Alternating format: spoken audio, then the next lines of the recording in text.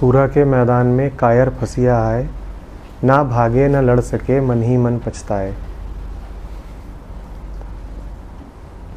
मुगल पूछ रहे हैं कि बाकी सब ठीक है पर ये भाग नहीं सकता, ये क्यों कह रहे हैं कबीर? ना भागे न लड़ सके, लड़ नहीं सकता, ठीक बात है, कायर लड़ेगा क्या, पर वो भाग क्यों नहीं सकता है, ये सवाल है। भाग इसलिए नहीं सकता कि भाग के जाएगा कहाँ, जहां जाएगा वही मैदान है, भागने को कोई जगह ही नहीं है। एक युद्ध से भागेगा दूसरे में जाना पड़ेगा। ये जो पूरा क्षेत्र है यही कुरुक्षेत्र है, आप छुपोगे कहां? धर्म क्षेत्र कुरुक्षेत्र, पूरा मैदान ही लड़ाई का मैदान है, कहां भागोगे, भाग के जाओगे कहां?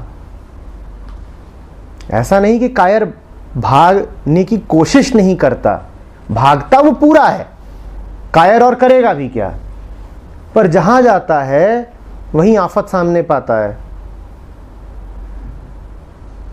एक लड़ाई से भागता है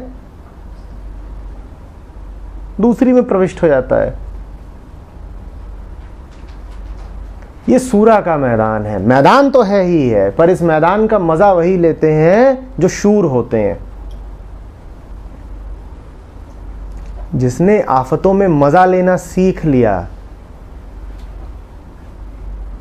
वही इस जन्म का आनंद उठा पाते हैं। सुना होगा आपने, वीर भोग गया वसुंधरा। जीवन को भोगते ही वही हैं जो वीर हैं, उसी को कबीर सूरमा कह रहे हैं। ये सूरा का मैदान है, इसमें कायर का क्या काम है? यहां तो कायर बस फंस सा गया है। यहां तो उसको लगातार यही लगता रहेगा कि उफ, क्यों जन्म ले लिया, क्यों जीवन में फंस गया। और जिस दिन वो मरेगा उस दिन बड़ी शांति अनुभव करेगा, कहेगा बाप रे बाप, फंस गया था, पता है, जिंदगी मिल गई थी, 40-50 साल 80 साल फंसा रहा, अब जाके मुक्ति मिली है। और इसी कारण आपने देखा होगा अक्सर लोग मृत्यु की कामना करते हैं और यही कहते हैं मुक्ति मिले किसी तरीके से। ये वही है कायर, इन्हें इस मैदान में कोई आनंद नहीं है। सूरा के मैदान में कायर फंसिया आए, ये बस फंस गए हैं, ये तड़प रहे हैं और मना रहे हैं कि किसी तरह से मुक्ति मिले। मुक्ति मिल भी गई तो जाओगे कहां? कहां जाओगे? तुम एक जगह जहां फंसे हुए हो उससे हटके दूसरी जगह फंस जाओगे। कबीर के पास एक बार कोई आया कि अब तो मरने वाले हैं, अब मुक्ति मिल जाएगी, अब तर जाएंगे। कबीर ने कहा, जियत ना तरे मरे का तरे हो। जिंदा थे तब मुक्ति नहीं मिली, मर के कौन सी मुक्ति मिल जानी है तुम्हें?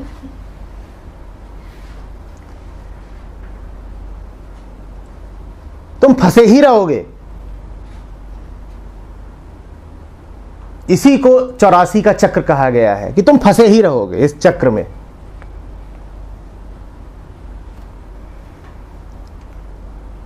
ये बात संकेते थे सिर्फ कि एक के बाद एक जन्म होते रहते हैं और मुक्ति नहीं मिलती, पर उसका अर्थ यही है कि तुम फंसे ही रहोगे, क्योंकि इसके बाहर कुछ है नहीं। जिसने इसका आनंद लेना सीख लिया वो मुक्त हो गया, और जो इसको सिर्फ झेल रहा है वही फंसा हुआ है। मुक्ति और कुछ नहीं है। जिसको जीवन मुक्त कहा गया है भारत में, उस जीवन मुक्त का ये नहीं अर्थ है कि अब वो देहधारी ही नहीं है, कि अब वो जीव नहीं रहा। जीवन मुक्त का अर्थ इतना ही है कि अब जीवन उसके लिए मात्र मुक्ति और आनंद है। यही अर्थ है जीवन मुक्त का। जिसके लिए जीवन मुक्त हो गया, जिसके लिए जीवन आनंद हो गया, सो जीवन मुक्त। और जिसके लिए जीवन सिर्फ पीड़ा है, कष्ट है, विपदा है, वही कायर, वही फंसा हुआ है।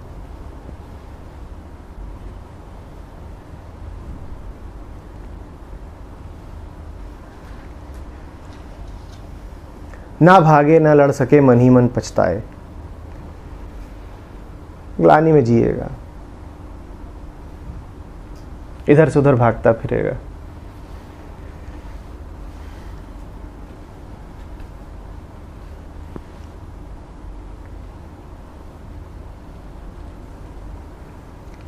हम इतना ही कर दें अगर कि भागना बंद कर दें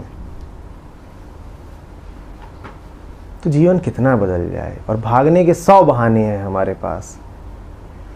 तुम भाग के जाओगे कहां?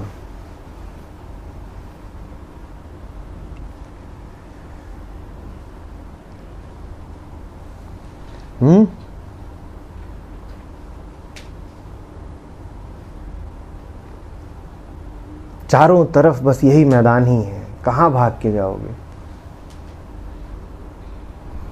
तुम आफत से भाग कैसे सकते हो जब आफत को तुम अपने भीतर रखे हुए हो?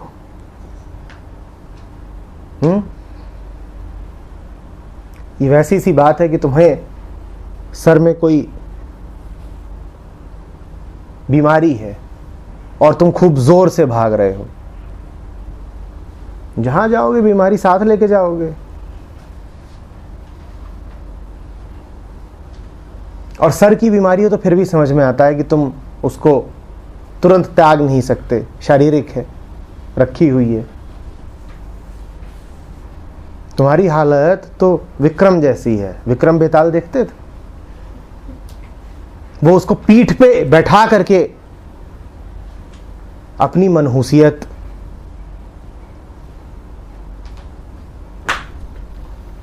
अपनी बेवकूफियां हम बेताल की तरह पीठ पे लाद के घूमते हैं। फिर हम कहते हैं बोझ बहुत है जीवन में।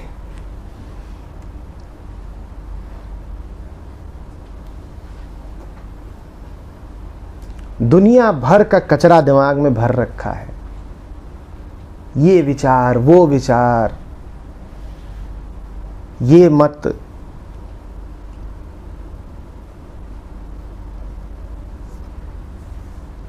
वो धारणाएं, वो बिलीफ्स लादा हुआ है।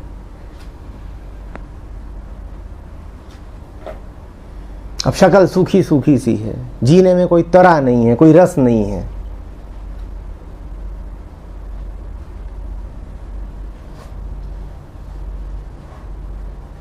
उधार की बातें बोलते रहते हैं जिनको कभी खुद जाना नहीं, जिनसे अपना कोई परिचय नहीं, जो यदि कोई और ना बताता तो कभी जेहन में उठी ही ना होती। ऐसी बातों को दिन रात तोते की तरह रटते रहते हैं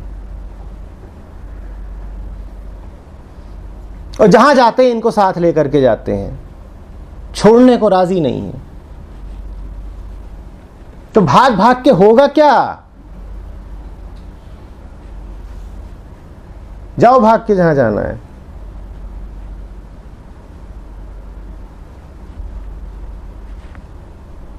समझिए साफ साफ, जो कुछ भी बाहरी है वो बोझ की तरह ही रहेगा हमेशा।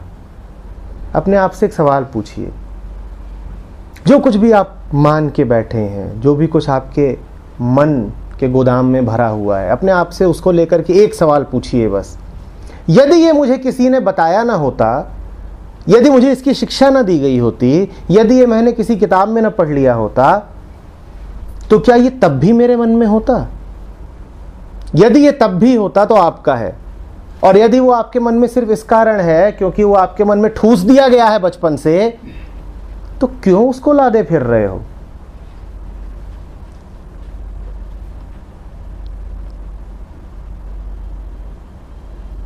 क्यों लादे फिर रहे हो? उसमें कोई सत्य नहीं है।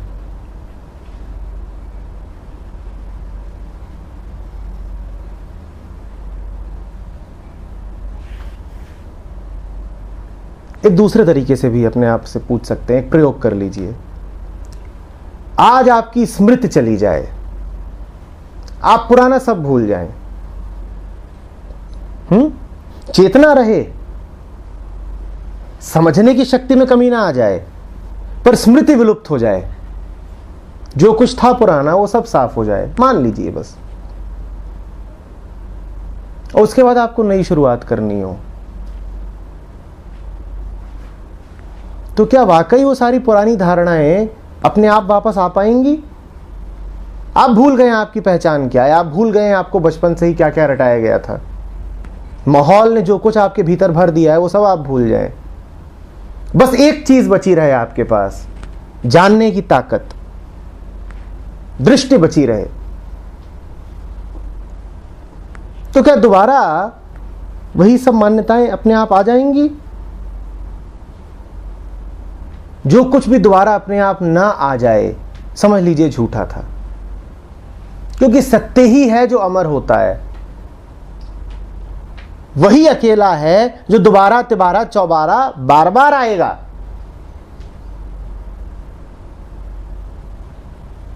बाकी सब तो कचरा है, संयोगिक है। आ गया था किन्हीं कारणों से, दोबारा नहीं भी आएगा।